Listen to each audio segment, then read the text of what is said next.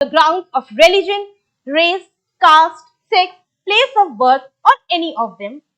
And lastly, there shall be equality of opportunity for all citizens in matter of employment or appointment to any office under the state. Also, the directive principles of state policy mention that the state shall direct its policy towards securing to all the citizens, both men and women, the opportunity of equal right and equal pay for all. State has also directed to make provisions for ensuring just and humane conditions of work and maternity relief.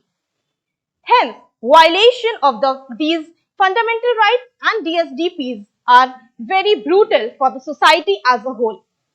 In conclusion, the violence against women creates a sense of insecurity and fear in the society. This complex issue hence must be tackled proactively by implementing primary techniques like life skill training, gender sensitization, sex education in schools and colleges, coupled with public awareness.